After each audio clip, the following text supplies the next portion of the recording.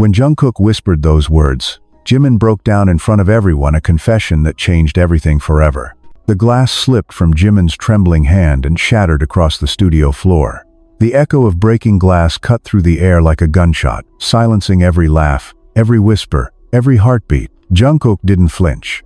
He stood still under the stage lights, his eyes fixed on Jimin with a calmness that felt almost cruel. Everyone, the staff, the makeup artists, even Taeyoung, froze in place. "I didn't mean to hurt you," Jungkook said, his voice steady, too steady for what had just happened. "But I had to tell the truth." The room vibrated with tension.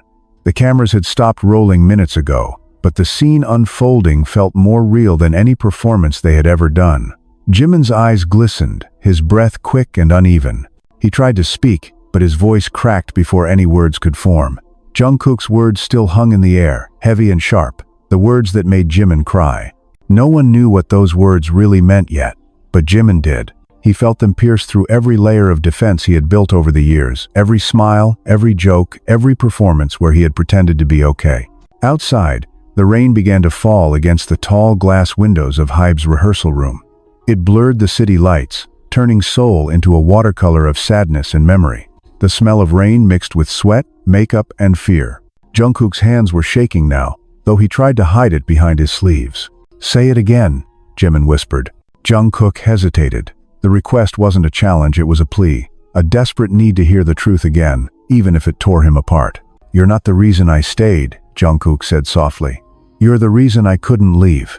And just like that, the tears came. Jimin's entire body trembled as he covered his face, sobbing uncontrollably in front of everyone. The silence in the room grew unbearable. The sound of his crying echoed off the walls, raw and unfiltered. Taeyoung took a small step forward, but Jungkook held up a hand not to stop him, but to take responsibility. He didn't look away. He didn't move. He just stood there, watching the person he loved fall apart because of his truth. The other members looked at each other helplessly. Namjoon lowered his head, whispering something under his breath. Yoongi's jaw clenched. Hoseok's hands fidgeted. Jin's eyes glistened too, though he tried to pretend it was just the lighting. They all knew what had been building between Jimin and Jungkook for years, the arguments, the long silences, the glances that lingered too long. But this was different. Later, when the cameras were turned off and the staff had left, the two of them sat on opposite sides of the empty stage. The silence between them was thick, almost sacred. Jimin's eyes were swollen, his cheeks red. Jungkook stared at the floor, tracing invisible lines with his shoe. "Why now?" Jimin finally asked. "Why did you have to say it in front of everyone?" "Because," Jungkook said, his voice barely audible, "I was tired of pretending we were okay." Jimin laughed bitterly. "Pretending? That's what we've been doing all these years, isn't it? Smiling on stage while everything inside us breaks." Jungkook looked up at him, and for the first time, there was no anger in his eyes, only sadness.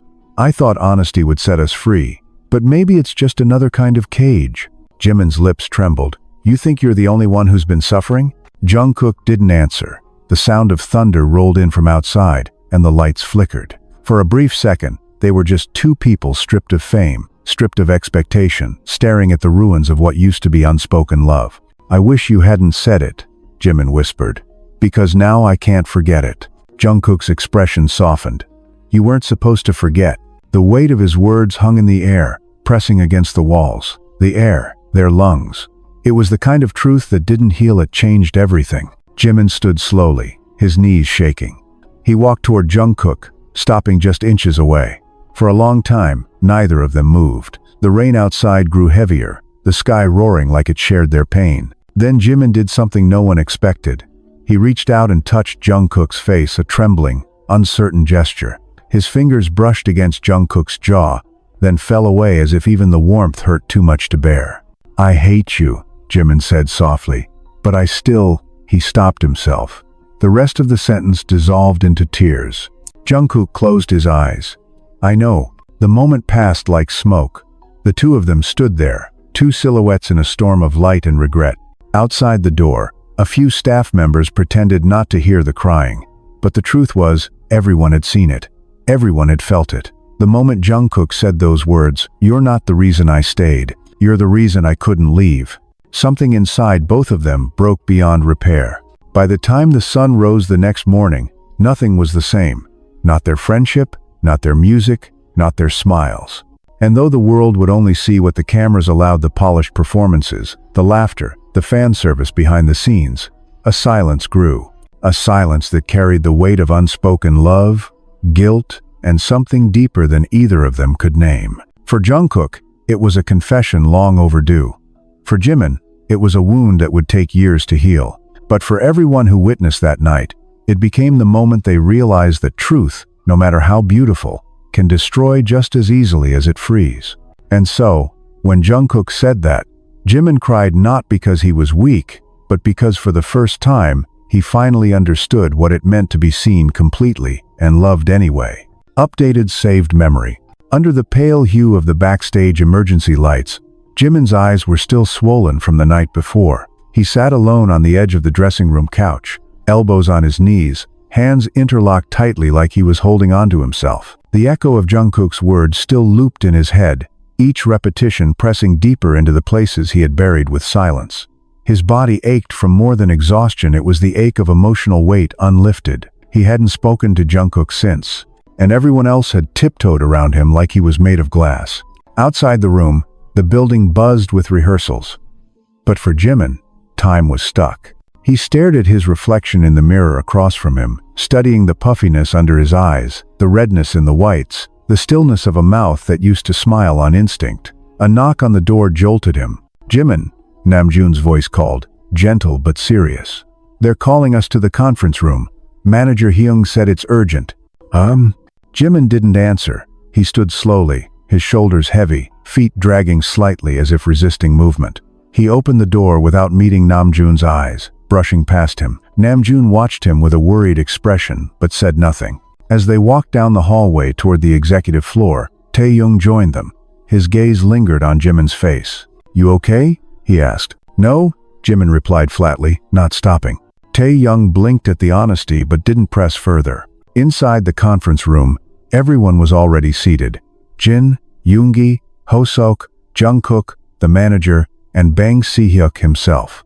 The atmosphere was tense. Papers lay scattered across the table, some highlighted in red.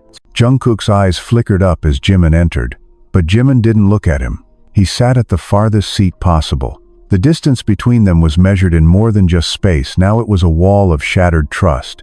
"We need to talk," Bang PD began, his voice stern. "What happened yesterday cannot happen again." Everyone shifted uncomfortably. Jungkook stared at the table. Jimin leaned back, arms crossed. "We've got press rumors already," the manager said, sliding a folder across the table.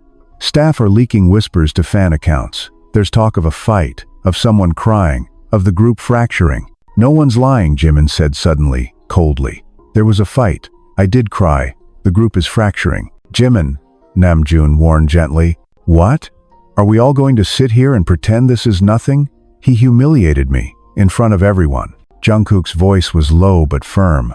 "I didn't humiliate you. I told the truth." "The truth?" Jimin's voice rose. "You think love is some confession you drop like a bomb and walk away from?" Silence again. Everyone stared. Jimin's voice was shaking now. "You think saying those words made you brave? You think it made you righteous?" Jungkook looked up slowly, and for once, he looked just as angry. "I think hiding them for years made me a coward, and I couldn't do it anymore." "You don't get to decide when I'm ready to hear it," Jimin snapped. "Neither do you get to deny it when it's killing me." Bang Si-hyuk cleared his throat. "Enough. This isn't the place." But no one could stop it now.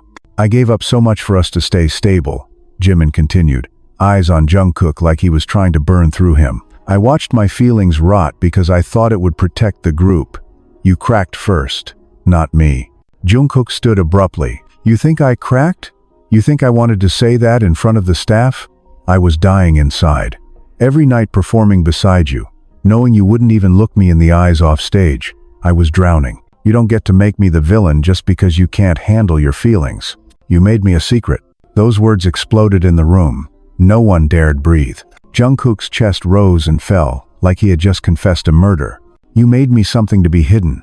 You touched me when no one was looking. You texted me in the dark. You told me you were scared of what people would say, scared of Hybe, scared of your father, scared of being seen with me in any way that wasn't palatable. Jimin's mouth opened, but no words came out.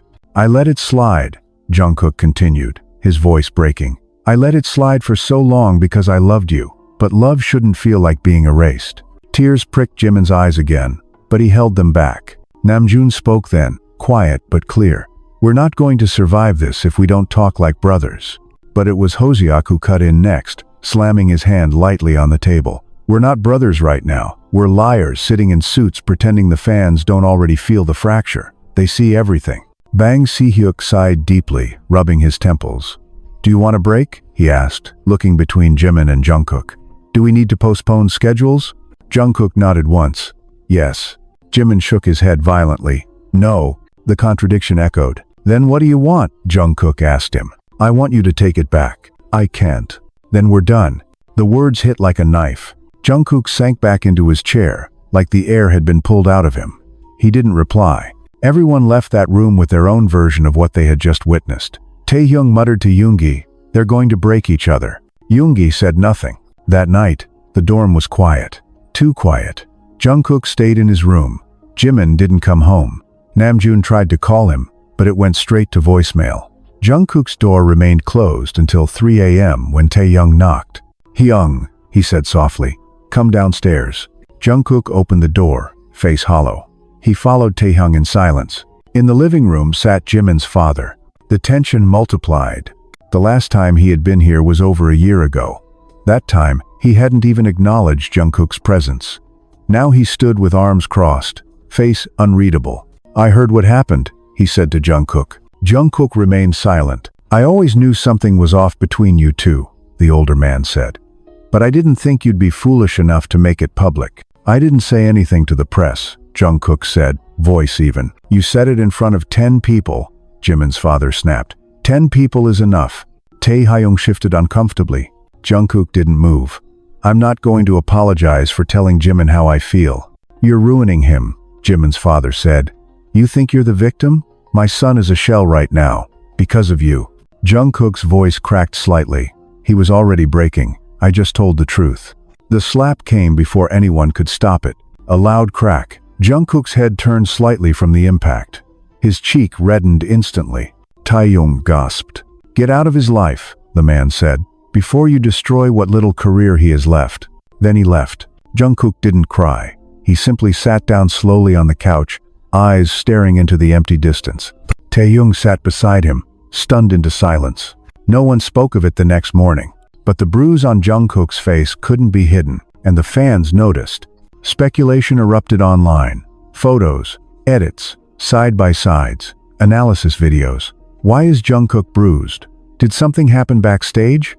Did someone hit him? Hybe released a vague statement.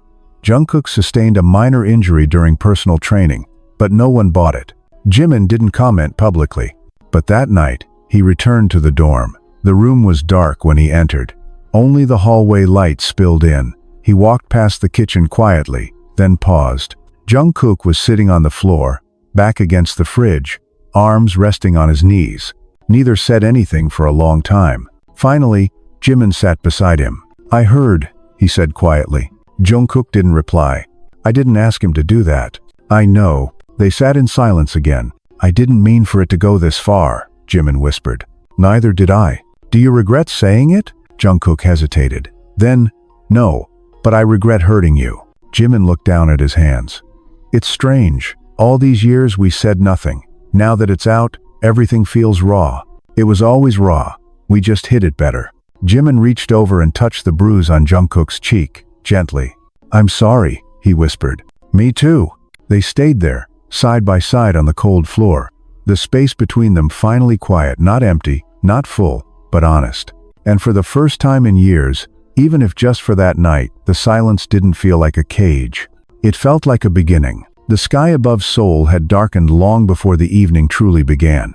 It wasn't the kind of darkness brought on by nightfall. It was heavier, thicker, like a weight pressing against the city. Inside Hybe's headquarters, every hallway buzzed with anxious tension. Rumors had turned into fuel. The fans were on fire. Social media was imploding. Inside a private conference room, the air was dense. 7 chairs were filled, but no one was talking. Not yet. Not until the glass door clicked open and the head of PR entered, phone in hand, face pale. "It's out," she said quietly. Jimin's fingers clenched around the armrest of his chair. Jungkook looked up sharply. The others exchanged quick glances. "The clip?" Namjoon asked. She nodded. "Someone leaked the studio footage. It's already hit over 2 million views in the last 40 minutes. The part where Jungkook says, 'Stop,'" Jimin cut in. The room froze. "I don't want to hear it again," he muttered, staring at the floor. Jungkook didn't say a word. He sat perfectly still, his fingers twitching against his thighs, a barely contained storm behind his eyes. "The hashtags are trending in 20 countries. The PR head continued carefully. "Number Jikook truth, number BTS fight, number let them love, and, unfortunately, number Hybe exposed." "Let them love?" Yoongi asked under his breath, half amused, half bitter. "They think this is romantic," Hosok added. "They have no idea." Namjoon stood slowly. "Okay, what's our strategy?" "Damage control, obviously," Bang Si-hyuk said, walking in from the adjacent room. "We release a joint statement. We deny rumors. We emphasize unity. Standard protocol." "Unity?" Jimin laughed, hollow. "That's funny. Do you want this to destroy everything?" the CEO snapped. "Because we can't afford another scandal. Not now. Not when you all are sitting on a new global campaign, solo albums, and a contract extension announcement." "We're not a brand," Jungkook said suddenly. "We're people." "You're both," the CEO replied coolly. "And don't forget which one pays for the other." Jungkook stood now, not angry cold, calculated. "So you want me to lie? I want you to protect what we built." "What you built," Jungkook said. "We were the ones bleeding for it. We were the ones swallowing secrets and killing parts of ourselves to keep this house from falling. You just want clean headlines." Jimin stood too. "Don't speak for me." The room tensed. "Don't act like you're the only one who suffered," Jimin continued, his voice sharp. "You think because you cried on a couch you earned the right to torch my life?" Jungkook turned to him slowly. "Torch your life?" "I didn't post that video, Jimin. I didn't invite your father to slap me in front of a witness. I didn't ask for any of this. But you lit the match." "I told the truth. And now I'm the villain," Jimin hissed. "No," Jungkook whispered, stepping closer. "You were the villain when you kissed me and begged me never to tell anyone." The slap came without warning. A clean, harsh sound that stunned the room into dead silence. Jimin's hand shook as it lowered.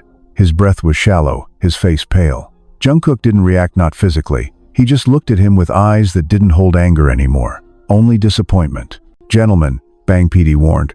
"Stop this. Now." Taeyoung spoke up finally, almost pleading. "Please, both of you, this is already too far. You're not enemies. You're family." "No," Jimin said through clenched teeth.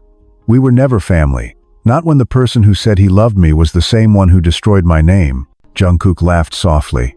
"You already destroyed it the moment you decided I was shameful." The words left a crater in the room. Jimin staggered back as if the sentence had physically hit him harder than his own slap had landed. He opened his mouth, then closed it again. Tears threatened, but he blinked them back. "Meeting adjourned," Bang PD announced, turning his back. No one argued. The members filed out slowly, one by one, like ghosts escaping a burning building. Later that night, the dorm was divided. Jimin wasn't there. Jungkook remained locked in his room.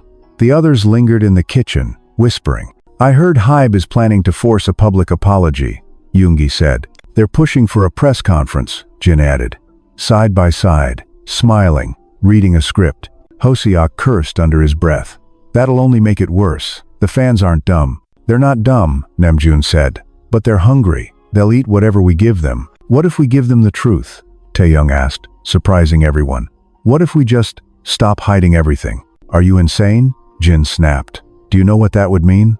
We'd lose contracts, sponsorships, maybe even some of our fan base. And maybe we'd finally be free," Taeyoung replied. No one had an answer. Jimin, meanwhile, stood on the rooftop of the building across the street. Alone.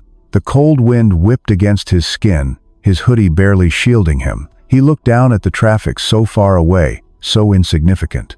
The city kept moving, as if the world wasn't ending. His phone buzzed. A message from his mother. "I saw the video. Are you okay?" He didn't reply. Another message followed. "Your father is furious. He thinks you've ruined your future." He typed, then deleted. Typed again. Finally, he wrote, "It wasn't a lie." He turned off his phone after that. He sat on the edge of the rooftop, feet dangling off. The wind howled louder now. His mind played the scene over and over. The words, the bruise, the silence, the slap. Then a voice behind him. "You always did like dramatic heights." He turned. "Jungkook, how did you find me?" Jimin asked. "You always come here when you're breaking," Jungkook replied. Silence. "I shouldn't have hit you," Jimin said. "I shouldn't have exposed you," Jungkook replied. "You didn't. Not really. You just reminded me of what I've been pretending to forget." They sat there, not speaking for a long time. "I hated you," Jimin finally whispered. "But it's because you said what I was too scared to." "I was scared too," Jungkook said. "Still am." Jimin looked at him. "Of what?" "Of loving someone who only loves me in private." Jimin closed his eyes. "It wasn't you I was hiding. It was myself. What it would mean. What I'd lose." "You already lost me," Jungkook said softly. Tears escaped before Jimin could stop them. The wind caught them, but they kept falling. Jungkook didn't touch him. He didn't move. But he stayed. Jimin didn't ask him to leave. The next morning, Happy issued a statement. It was clean, professional, sanitized. But what followed was not. Jimin posted a handwritten letter on Weverse. It read, "I have spent years afraid of being seen for who I truly am. Not because I was ashamed, but because I didn't know if I was strong enough to survive it. I love him. I always have. And if that means the end of certain things, then so be it. I would rather be hated for the truth than loved for a lie." Jungkook reposted it with no comment. Army exploded. The world didn't end, but it changed. And somewhere inside that change, between pain and forgiveness, something real finally had space to breathe. The press conference was set for Friday. By Thursday night, the walls of Hybe felt like they were closing in. Every room was crawling with whispers, and every hallway buzzed with the same question that no one dared to ask out loud. Would this be the last time the group would stand on stage together? Inside the final rehearsal room, Jungkook stood at the center, lights bearing down on him like interrogation beams. His eyes were blank, his voice hoarse from hours of repetition. He wasn't singing anymore, he was surviving. Each movement was a habit, each note a routine. Behind the glass, Jimin watched silently, arms crossed, expression unreadable.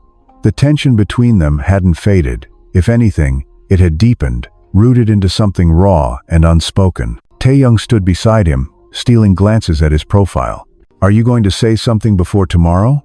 he asked quietly. Jimin didn't respond. "Because if you don't, someone else will. This isn't just between you and him anymore." Jimin's jaw clenched. It never was.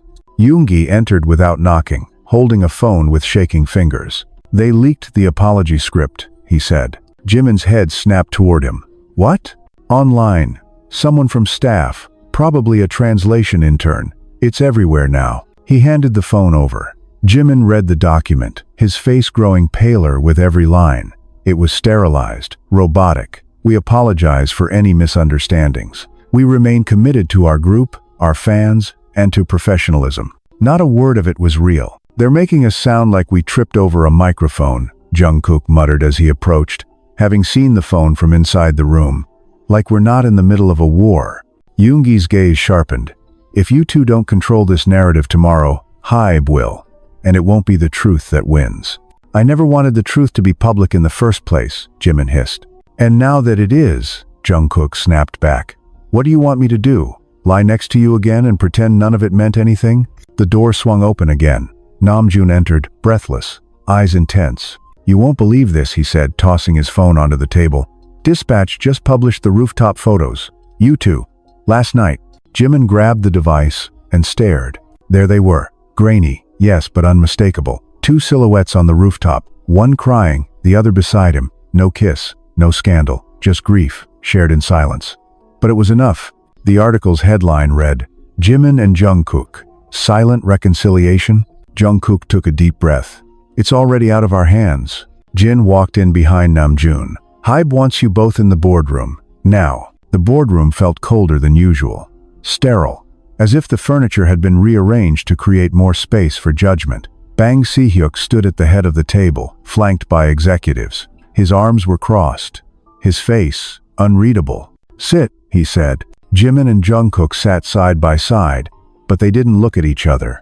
Bang PD began, "This situation has escalated beyond control. The fan base is splitting.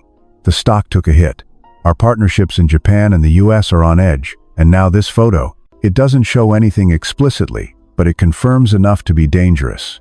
Dangerous? Jungkook repeated. Yes, the CEO replied. Dangerous to the image, to the machine, to the brand. We're not a brand, Jungkook repeated again, louder this time. We're people.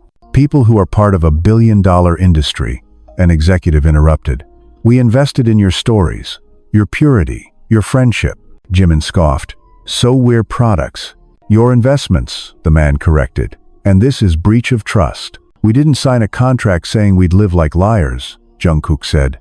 No, Bang PD said calmly. But you signed contracts that implied discretion, responsibility, self-control. Do you know what it feels like to love someone you're not allowed to acknowledge? Jungkook asked, voice low. To stand on stages in front of millions, smiling, pretending, while the one thing that keeps you alive has to be hidden like a shameful secret. One of the female executives shook her head. It's not about shame, it's about protection. Then protect us, Jimin finally said. His voice wasn't loud, but it hit hard. For once, the room fell silent. Bang PD exhaled slowly. If you do this, if you admit this tomorrow, there's no going back. You could lose endorsements. You could fracture the group. You could incite backlash so severe it rewrites everything you've worked for. Then let it burn, Jungkook said. Jimin flinched slightly at that but didn't stop him. Because I would rather burn in truth than drown in lies. The meeting ended with no agreement. The next morning arrived like thunder. 100 cameras, journalists in suits, security swarming like bees, flashbulbs and whispers. The members arrived first, dressed in matching black. Jimin and Jungkook came last, together, but not touching. Their faces were unreadable. They sat behind a long white table lined with microphones. The moderator began the statement. We appreciate everyone's patience. Today, we address the recent events involving members Jimin and Jungkook. Jungkook leaned forward and interrupted. I'll speak for myself. Murmurs rippled across the room. He stared directly into the cameras. What you saw was real. What you heard was true. I said it. I meant it. I've loved him for years. Jimin's breath hitched beside him. I was told to lie, Jungkook continued, to pretend it was an accident, a miscommunication. But it wasn't. We've been more than friends, and we've been hiding it because we were told that love would ruin everything. The cameras exploded. Reporters shouted. Flashes blinded. I let it happen because I thought I was protecting him, Jungkook said. But all I did was help the silence kill us both. He turned to Jimin. You don't have to say anything. Jimin's hands were trembling.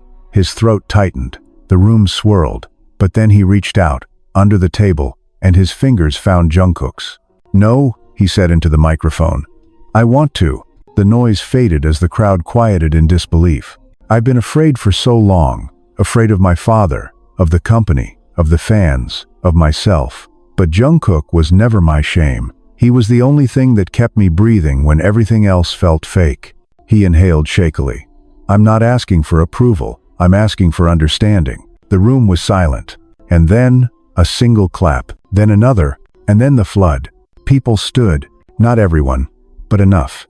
The internet that day fractured. Some fans left. Some screamed betrayal. But many more stayed. Some cried. Some created art. Some wrote letters. Others simply whispered, finally. That night, they performed.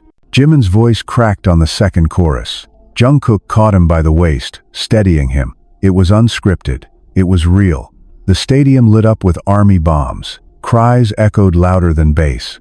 And in the final line, where they used to look at the crowd, they looked at each other and sang like they were finally, truly free. The morning after the press conference, the world woke up different. News outlets across the globe exploded. International headlines weren't just speculating, now they were stating. Jimin and Jungkook confirm relationship. Hype's silence breaks the truth behind the facade. BES, the love story we never saw coming. But with the applause came the storm. Fan bases split like tectonic plates. Hashtags burned holes through timelines. And the company's stock rattled violently. In the eye of it all stood Jimin and Jungkook, both breathless, both changed. Jungkook sat alone in the studio that evening, staring at the audio waveform on his laptop, fingers frozen over the keys. He had been trying to record vocals for 2 hours, but his voice kept failing him, not because he couldn't sing,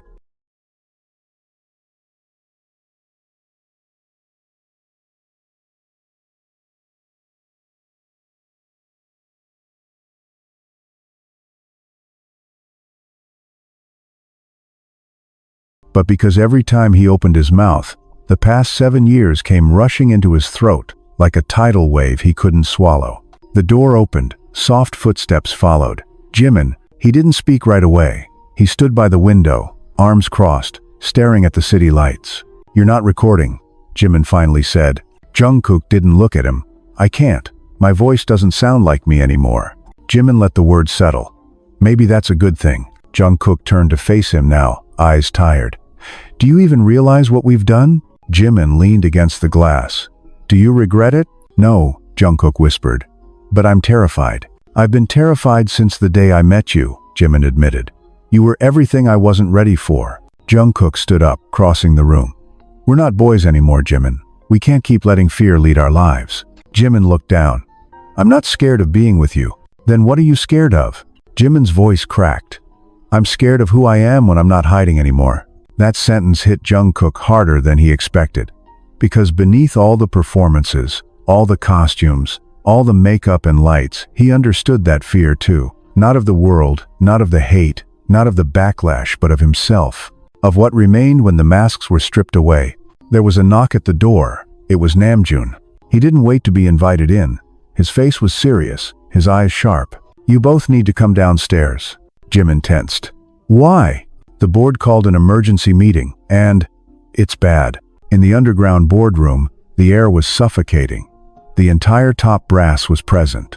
Lawyers, publicists, financial heads, Hybe's legal team. The room was dimly lit, sterile, cold. The CEO spoke first. "Let me be absolutely clear. Your confession may be historic, but it was also catastrophic." No one interrupted. "You've single-handedly threatened our largest commercial contracts. Japan is already pulling 2 endorsements. An American television deal is being renegotiated as we speak, not to mention the conservative backlash in key markets." "We didn't sign up to be puppets," Jungkook said flatly. "You signed up to be professionals." One lawyer shot back. "And you knowingly jeopardized the brand." "I'm not a brand," Jimin replied. "I'm a person who got tired of pretending he wasn't bleeding." An older executive stood up, slamming his palm on the table. "You think you're the only ones hurting?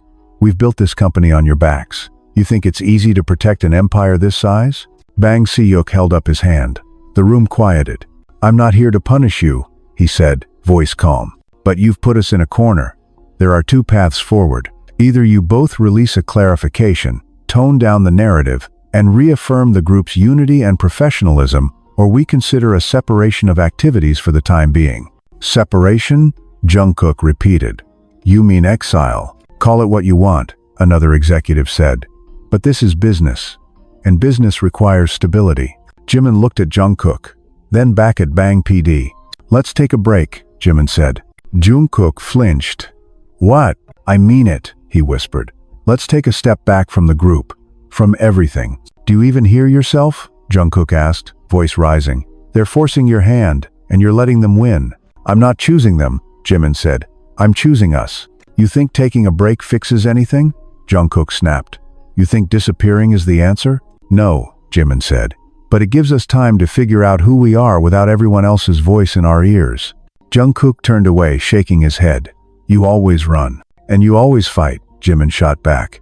"Even when you're breaking." That night, the dorm was quiet again. Too quiet. Jungkook sat in the hallway outside Jimin's door, knees pulled to his chest. He stared at the floor like it held answers. Jimin was inside, sitting with his back to the door, listening to the silence between them. No words could fill that distance now. The next morning, the headlines were louder than ever. BTS to go on temporary hiatus. The fandom cracked in half. Some cried betrayal. Some flooded the internet with love letters and candlelit videos. Others waged wars in the comments section. But one thing was clear. The world had changed again. Jungkook left the city first. He didn't tell anyone where. Just vanished. Rumors placed him in Jeju, or Busan, or abroad. No one could confirm. Hybe stayed silent. Jimin stayed. But he didn't leave his apartment for days. He unplugged. He stopped checking messages. He ignored calls from his father, his friends, even Taehyung. Until one day, Taehyung came knocking. "Hyung," he called softly through the door. "You're not going to heal by hiding." Jimin opened the door, his eyes hollow.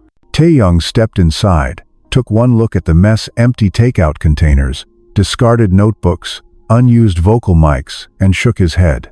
"I'm not here to lecture you," he said. "I'm here to take you out. I'm not in the mood." "You never are," Taeyoung replied, smiling gently. "But it's time." He dragged Jimin outside, past the curious stares, past the murmurs, past the flashing phone cameras that never truly left them alone. They ended up at a Noryabang. It was empty, soundproof, safe. "Sing," Taeyoung said, handing him the mic. Jimin hesitated. Sing like no one's watching, because right now, no one is. He chose a song, one he hadn't touched in years. Something soft, old, personal. As the notes began, his voice cracked. But he kept going. Note after note, he poured himself into it. His heart, his grief, his confusion, his love, everything he couldn't say to Jungkook, everything he had hidden. By the end, he was crying. Taeyoung didn't say anything, just handed him a towel. Then sang the next song like nothing happened. It was healing. Not all of it, but a start. A week later, a letter appeared on Weverse. From Jungkook. It was handwritten, unfiltered. "I left because I didn't know how to stay without losing myself. I loved you in silence for so long, I forgot how to live out loud. But I'm learning now. I don't know what the future holds. I don't know if we'll find our way back to the same stage. But I know this, I don't regret a single thing. Not the love, not the fight, not the fire. Because you were the only thing in this world that made me feel real. Take your time, I'll be where you need me, when you're ready." Jimin stared at the post for a long time. He didn't comment. He didn't repost. He just closed his phone, walked to the mirror, and stared at himself. The world was watching. But for the first time in his life, he wasn't performing. He was deciding. And that decision would change everything. The storm hadn't passed. It had merely quieted. Weeks slipped by like ghosts, each day carrying more rumors than facts. News outlets speculated everything from an official BTS disbandment to a secret marriage. Fan theories mushroomed, some claiming Jimin had gone back to his hometown to escape public pressure. Others saying Jungkook had checked himself into a rehabilitation center for anxiety. None of it was true. But none of it was completely false either. Because the truth was complicated, and it didn't care about optics. Jimin hadn't seen Jungkook since the day they said goodbye in that underground boardroom. The silence between them had grown larger than any scandal, louder than any applause they had ever received on stage. Every night, he returned to his apartment, where his gold records hung above dusty furniture like ironic reminders of what used to matter. He hadn't danced in weeks. He hadn't written in longer. He had lost track of how many days had gone by since he last heard his own voice in a studio, free of restraint. Then, without warning, the phone rang. Unknown number. He almost ignored it. Almost. He picked up. "Hello?" It was Yoongi. "You need to come to Daegu. Now." Jimin sat upright. "What happened?" "It's Jungkook." Those two words unspooled. Something inside Jimin he had tried so hard to keep knotted. "Is he?" "He's okay. Physically. But he's not okay, Jimin. He's not eating, not sleeping. I went to check on him. I don't know how to say this, but he's losing himself." Jimin closed his eyes. "I thought he needed space." "Space isn't the same as abandonment," Yoongi said quietly. Jimin caught the next train out. When he arrived in Daegu, the sky was heavy with the threat of rain. Jungkook's childhood house, rented again after years away, stood at the edge of a hill, quiet and ordinary. Too ordinary for someone whose voice had once shaken stadiums. Yoongi met him outside. "He doesn't know you're coming." Jimin adjusted his hoodie. "Good." The door creaked open. The living room was dim, curtains drawn.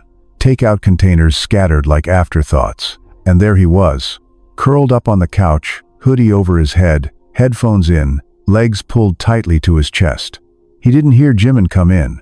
Jimin walked closer. Jungkook's playlist was still running. An old ballad, one they had performed together during their second world tour. The moment he stepped on that stage with Jimin then, the audience had screamed so loud, it was deafening. Jimin reached down and gently tugged one headphone from Jungkook's ear. Jungkook jumped, startled, eyes wide and bloodshot. For a moment, he just stared. Then sat up slowly, unsure if he was dreaming. "You came," he whispered. "I'm here." They didn't move. The silence was volcanic, loaded. "I didn't think you would," Jungkook finally said. "I wasn't sure either," Jimin admitted. A pause. "Why now?" "Because Yoongi said you were disappearing." Jungkook looked down at his hands. "I didn't know how to be alive without the noise." Jimin sat beside him. I know the feeling. Do you? Jimin turned to him, fully. Yes. Jungkook's laugh was bitter. Then why did it take you weeks to say something? I thought leaving you alone was kindness. It felt like punishment. Jimin's voice cracked. I was punishing myself. For what? For not being braver. For not being the one who said it first. For letting you carry the weight alone. Tears welled in Jungkook's eyes, but he didn't blink them away. I kept waiting for a message, he whispered. A call. Anything. I refreshed my inbox more than I breathed. Jimin's voice was barely a breath. I didn't know what to say. Jungkook looked straight into his eyes. Then say it now. The air between them tightened. I love you, Jimin said. The dam broke. Jungkook reached out, grabbing Jimin's face, pulling him in like he was afraid he might disappear again. They held each other in silence. There was no kiss. Not yet. Just foreheads pressed together, tears mixing, breathing in tandem. I should have never left you alone, Jimin said. I should have never walked away, Jungkook replied. They stayed like that for what felt like hours. Eventually, they talked, really talked, about their fears, about fame, about being seen and still feeling invisible, about the years of suppressing feelings for the sake of the image, about the toll it took to be everyone's light when they themselves were lost in the dark. They talked about their first touch. That night in the Japan hotel room when Jimin's hand accidentally brushed Jungkook's under the table. About the text messages that followed. About the way they started falling in love, not in loud, dramatic declarations, but in the quiet things. Shared headphones. Eye contact during rehearsal. Lingering goodnights.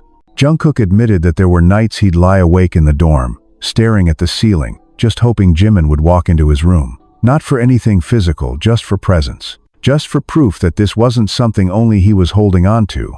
Jimin confessed to writing dozens of unsent letters, poems, lyrics, all the things he wanted to say but never dared to release. He pulled out a folded piece of paper from his back pocket. His hand shook as he gave it to Jungkook. Jungkook opened it. It read, "If I had told you earlier, would you have stayed longer?"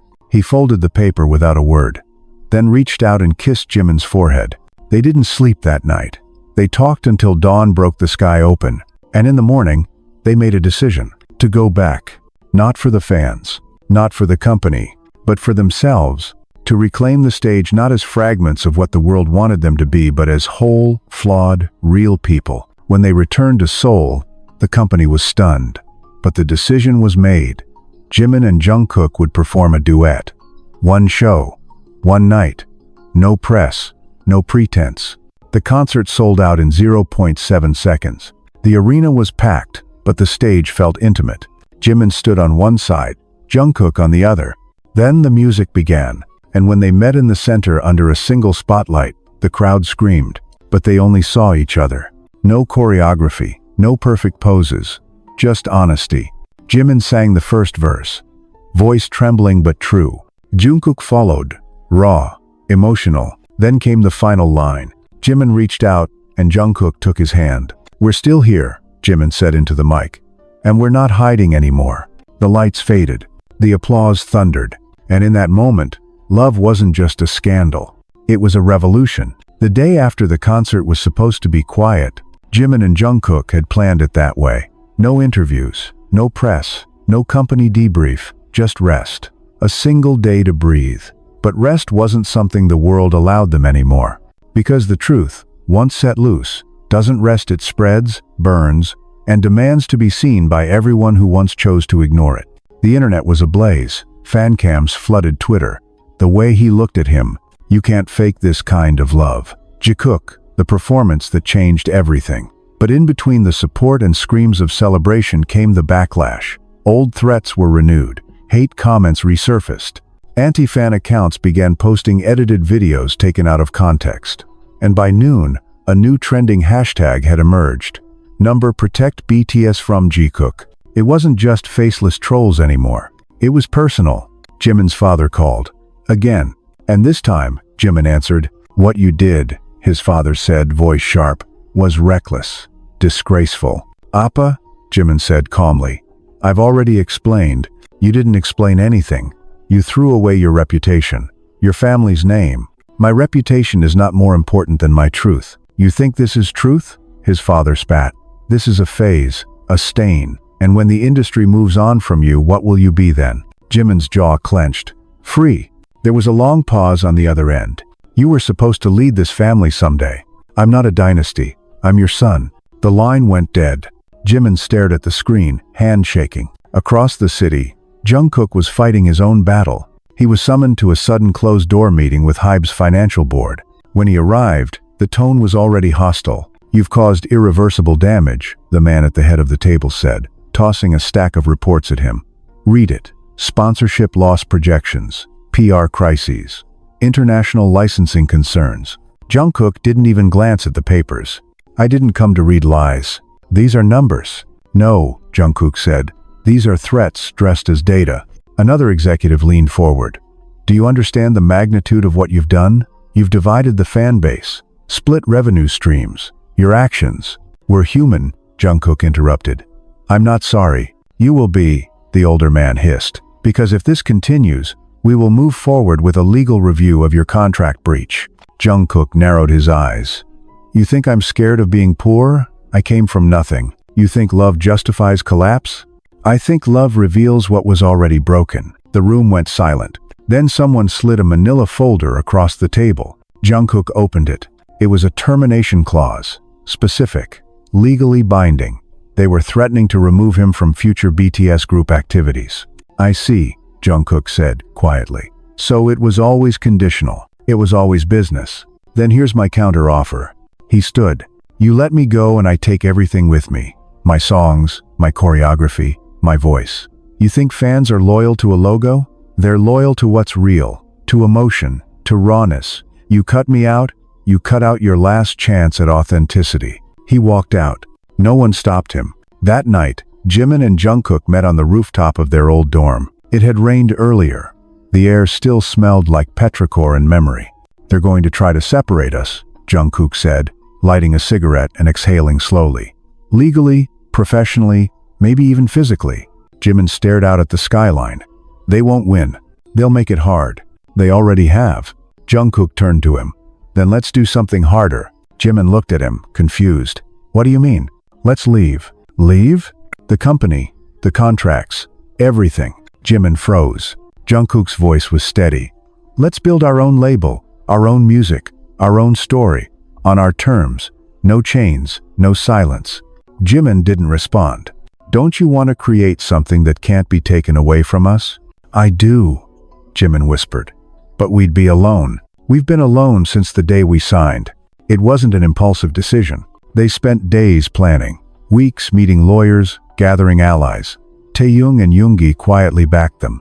Hoseok offered to produce for them off-record. Namjoon, though silent, paid for their new studio in full. And then the announcement came. An Instagram post. No management. No press team. Just black and white text over a simple photo of their intertwined hands. We're leaving to find ourselves again. The post broke the internet. Millions of likes. Millions of comments. Some screamed betrayal. Others called them brave. HYBE remained silent. For a while, then the lawsuits started. Trademark disputes. Intellectual property threats. Frozen royalties. It was war. But Jimin and Jungkook didn't flinch. They worked day and night in their new studio, tiny, dim, perfect. They recorded with no auto-tune. They cried between takes. They wrote lyrics in blood and sweat. One of their songs was called Glass Room, inspired by the rehearsal space where their truth first shattered. Another was called Noise, a haunting ballad about losing your voice to the expectations of others. Their first independent single dropped 3 months later. It was titled Unspoken. It was raw, a stripped-down piano ballad that built into a full orchestral cry. Jimin sang the opening verse. I kept my heart behind a curtain divided by, afraid to see the sun divided by, but you broke through without permission divided by, and I couldn't run. Jungkook took the chorus. Even if they burn our names divided by, even if they curse the skies divided by, I'll still find you in the silence divided by where truth never dies. The song went #1 in 30 countries. Not because it was marketed, but because it was honest. They refused to promote it on TV. They refused interviews. They let the music speak. And the world listened. Then came the invitation from Jimmy Fallon. Live. Unscripted. No management in control. Jimin hesitated. Jungkook encouraged. And so they went. The interview began with jokes, laughter, banter. Then Fallon leaned forward. What made you do it? Jungkook looked at Jimin. Jimin smiled softly. We were tired of being loved for what we pretended to be. The audience went quiet. Fallon nodded, visibly emotional. And now? Jungkook said. Now, we're just trying to be loved for who we really are.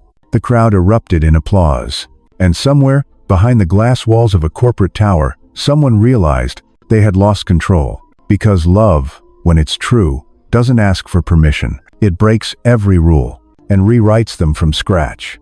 The morning sunlight spilled through the studio window in slow, golden slants, warming the hardwood floors where tangled cords, empty coffee cups, and handwritten lyrics lay scattered like debris from a battle. The city beyond was beginning to stir, but inside the room, Jimin sat perfectly still, legs crossed, pen pressed between his fingers, eyes unfocused as if caught in a distant storm. A sheet of lyrics sat in front of him, torn at the edges from too much editing, stained with fingerprints and frustration.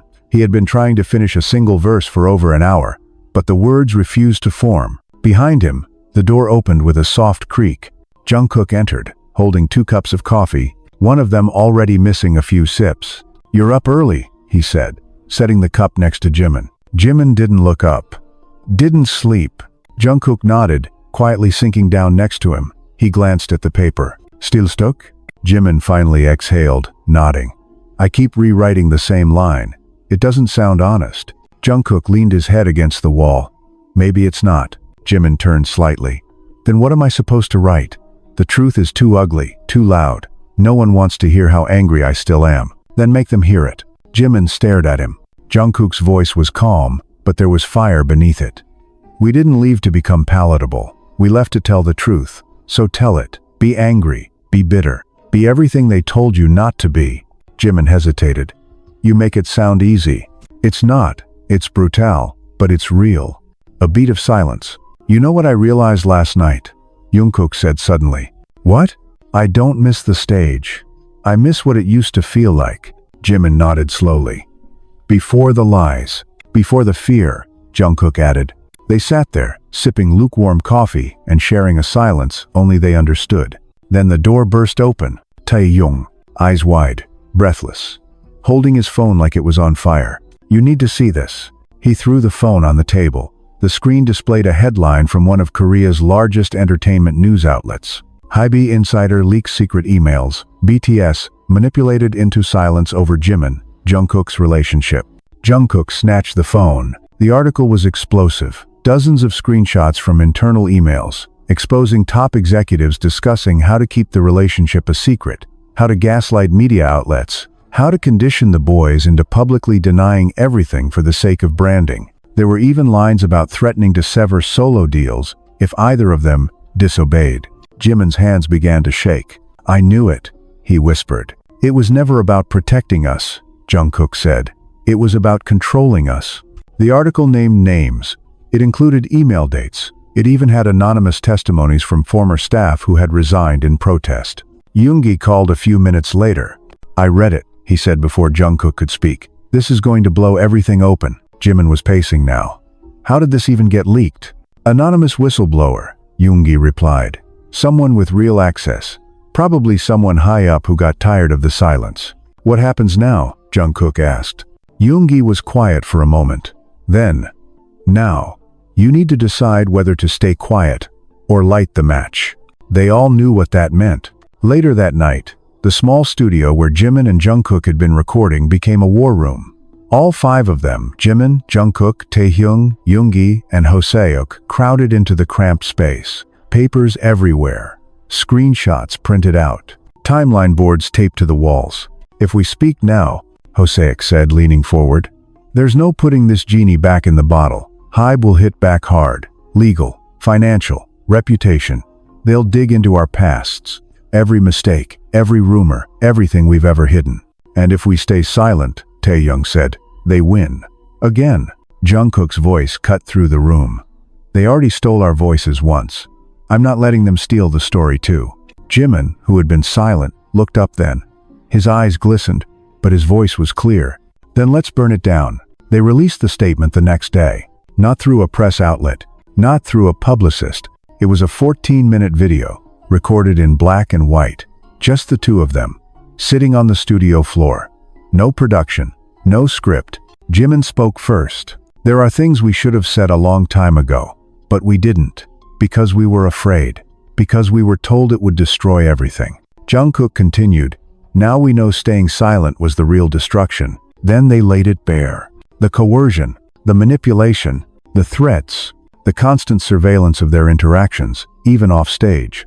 The meetings where they were told to act normal. The years of psychological conditioning to believe their feelings were a threat to the empire they helped build. They didn't name individuals. They didn't need to. The truth was heavy enough. The video shattered every view record they had ever held. Within an hour, it trended in over 50 countries. Within a day, several high-ranking HYBE executives resigned. Within a week, the Korean Entertainment Ethics Board announced a full investigation. Jimin's father called again. This time, he didn't yell. You were braver than I ever was, he said, his voice quiet, almost broken. I was wrong. Jimin cried after that, not out of sadness, but because he never thought he'd hear those words. Meanwhile, Jungkook received an unexpected message. It was from Bang Si-hyuk himself. It read, you didn't have to destroy the house. To which Jungkook replied, then you shouldn't have built it out of fear. In the following months, everything changed. Not instantly, not perfectly, but irrevocably.